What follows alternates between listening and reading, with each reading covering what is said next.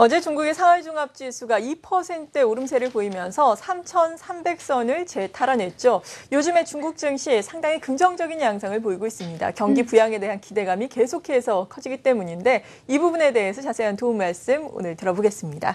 중국 증권행정연구원의 안유화 원장 모셨습니다. 어서 오세요. 네, 안녕하세요. 네, 먼저 지난 주말에 나온 이야기는 중국의 양적 완화에 대한 이야기였습니다. 다소 이름이 긴데 신용대출 자산 담보 재대출 시범 지역을 확대한다라고 밝히면서 이 부분이 유동성을 불러일으킬 것이다라는 기대감으로 인해서 실제로 상하이 종합지수 12일에 상당히 큰 폭으로 오르기도 했는데 어제 같은 경우에는 또 인민은행의 수석 이코노미스트가 유동성 조치가 아니다라고 밝혔거든요. 이게 도대체 무슨 얘기인가요? 네, 일단은 그 신용자산 그러니까 담보 재대출이라는 의미는 뭐냐면 상업은행들이 갖고 있던 그 대출 자산들을 있잖아요. 그걸 중앙은행에 담보로 잡혀서 다시 그 유동성 자금을 확보할 수 있는 수단이라고 보시면 돼요. 그래서 과거 같은 경우에는 주로 그 산동성하고 광동성 지역만 가능했는데 이번에 상해를 포함해서 9개 지역을 추가로 지정을 해서 이 11개 지역에 있는 상업은행들이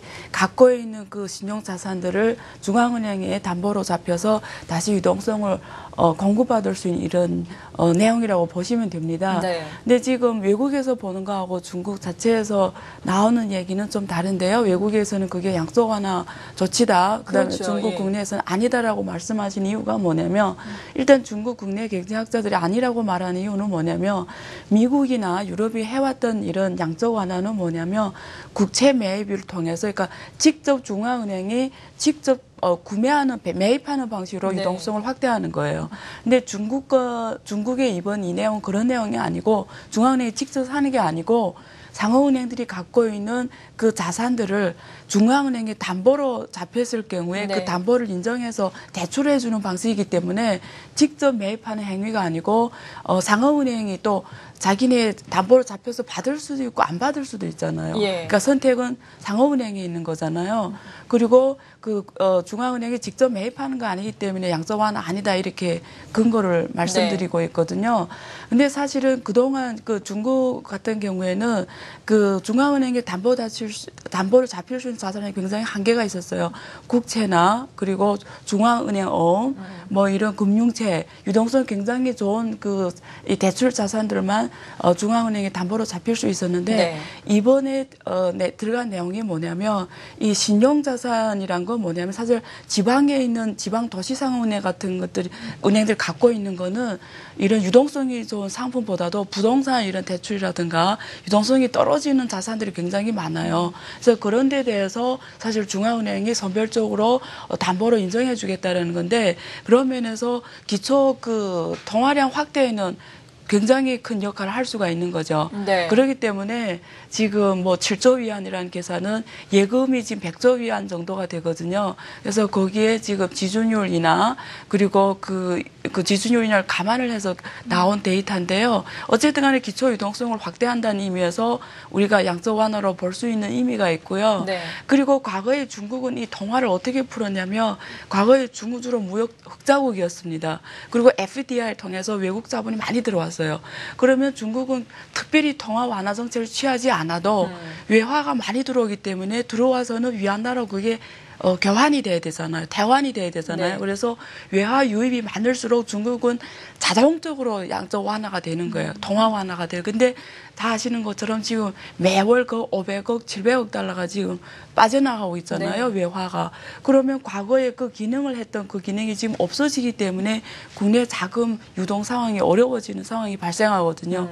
그래서 그런 부분을 지금 또 완화하는 방면에서 그 자산 담보 풀을 확대한 거죠.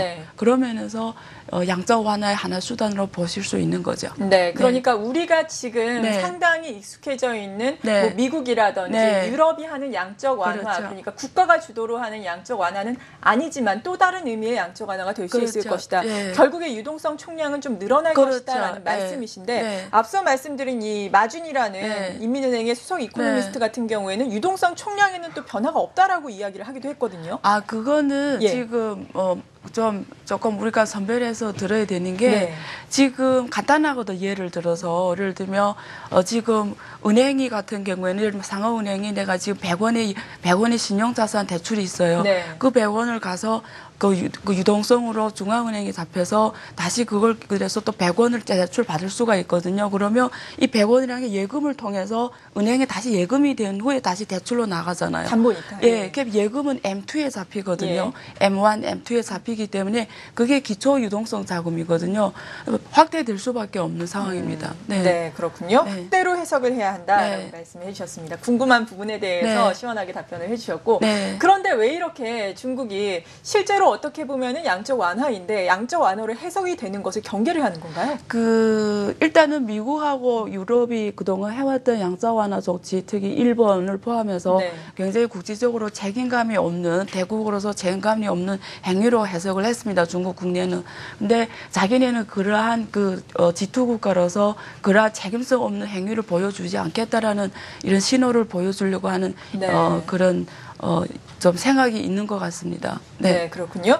그리고 또 시장에서 관심이 많은 것은 26일부터 개막을 하는 오중전회 아니겠습니까? 네. 어제도 이것에 대한 기대감으로 인해서 중국의 상하이 종합지수 역시 비교적 큰 폭으로 올랐는데 네. 지난 시간에도 우리가 짚어본 그렇죠. 적이 있지만 네. 다시 한번 짚어보자면은 가장 중요한 것이 또 중국 자체적으로 성장률 전망을 어떻게 내놓는지 여부 네. 아니겠습니까? 어떨 것으로 전망을 하세요? 일단은 성장률 낮게 잡는 거는 거의 확실시하고요. 그래서 6.5로 지금 나오고 있는데요. 6.5 돼야 우리가 시진핑 꿈이라고 하는 GDP 200 규모 그리고 1인당 GDP도 200 규모의 목표를 실현 가능합니다. 그렇기 네. 때문에 6.5 정도로 나올 것 같고요. 성장률은. 예. 네. 그리고 구체적으로는 어떤 경기 변칙들이 나올 수 있을까요? 사실은 중국은 정책이 굉장히 일관성이 높습니다. 그동안 많이 나왔던 얘기들인데요. 인터넷 플러스 그다음에 중국 제조 2025라 해서 네. 산업 업그레이드 관련 국유기업 개혁, 민영화 개혁 이런 지속적인 계획이 계속될 것 같고요. 어중산에서 가장 13차 어게인 계획에서 핵심 키워드는 국유기업 계획입니다. 그리고 네. 중국 고령화에 따른 인구 구조 개혁. 왜냐하면 지금 중국 고령화가 급속하게 진행이 되면서 생산 인구가 감속하고 있거든요. 네. 그래서 허적 제도를 지금 폐지를 해야 됩니다. 그래서 인구 고령화에 따른 이런 대응책으로서 지금 우리가 산화 제한 정책 완화 그리고 허적 제도 완화 이런 정책들이 가장 핵심 키워드가 될 것으로 보입니다. 네, 그렇다면 어제 또 말씀을 드린 것처럼 중국의 상하이 종합지수가 이것에 대한 기대감으로 인해서 큰 폭으로 올랐는데 네. 오중전에 이후에도 이렇게 증시가 큰 폭으로 오르면서 좀 안정을 되찾을 수 있을까요? 어떻게 보세요? 과거의 데이터를 보면요. 예. 과거의 어중전의 회의 한 이후에 보통 일주일 동안 혹은 2주 동안 약 2% 정도로 다 상승을 해왔습니다. 그래서 어중전의 기준으로 해서 단기에는 상승할 수 있는 공간이 더 큰 것 같습니다. 네, 그렇군요. 그리고 중국에서는 정책이 일관성 있게 진행되기 네. 때문에 이러한 점을 잘 살펴봐야 한다라고 말씀을 해주시면서 여러 가지에 대해서 좋은 말씀을 주셨는데 그중에 하나가 또 13차 5개년 계획 아니겠습니까? 그렇죠. 이것에 네. 따른 수혜 업종은 지금은 어떻게 평가를 해야 될까요?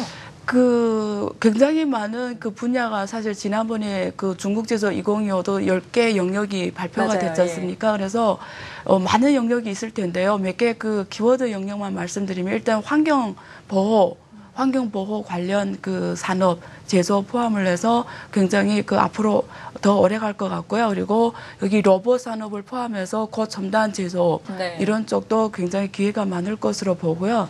그리고 여기 고령화에 따른 이런 변화에 따라서 새로운 산업, 의료 양로 산업 이런 쪽이 굉장히 크게 성장할 것으로 보이고요. 네. 그리고 며칠 전에 리커창 총리가 제시한 지금 전 농촌에 5만 개 넘는 농촌에 인터넷 플러스 관련 인프라를 까는 정보통신 산업의 완화 정책이 지금 나왔거든요. 그래서 인터넷 플러스라는 이 전략이 앞으로 중국을 크게 변화시킬 거거든요. 모든 영역에 인터넷이 접목이 되면서 새로운 성장 시너지를 만들어갈 것 같습니다. 그래서 그런 인터넷과 시너지를 만들 수 있는 영역에 주목할 필요가 있을 것 같습니다. 같습니다. 네. 네. 이렇게 중국과 관련된 우리나라의 기업들 물론 주목을 해봐야 하는데 주의를 해봐야 할 부분들도 네. 분명히 있지 않습니까? 최근에는 개별 기업들 많이 강세를 보이는 곳들 많은데 특히나 중국과 관련해서 중국과 관련해서 스치기만 해도 지금 강세를 보인다라고 이야기가 나올 정도로 중국에 진출을 한다. 혹은 그렇죠. 중국과 관련해서 투자를 받는다라는 이야기가 나온 종목들 많이 올랐거든요. 이들 종목에 대해서 한 말씀 해주신다면요. 사실 저는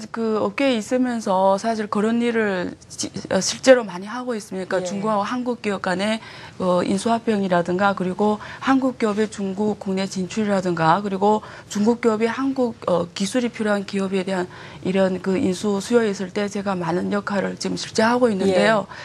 투자자들 입장에서 봐야 될 게 뭐냐면 상당 많은 기업들이 실제로 완전히 성사되기까지 굉장히 오랜 시간이 걸립니다. 그렇죠. 근데 이 한국 시장 특징을 보면 지금 MOU 단계다, 협상 중이다 이래도 며칠 동안 상한가를 가거든요. 하죠. 그래서 우리가 주목해야 되는 거는 그러한 사실이 실제로 가능성이 어느 만큼 이루어질 것인지 그리고 초기보다도 좀 더 확실시된 이후에 들어가는 게 리스크를 줄이는 한 가지 방법인 것 같습니다. 네, 잘 알겠습니다. 중국증권행정연구원의 안유화 원장과 함께 중국 이슈들 자세하게 짚어봤습니다. 감사합니다. 네, 감사합니다.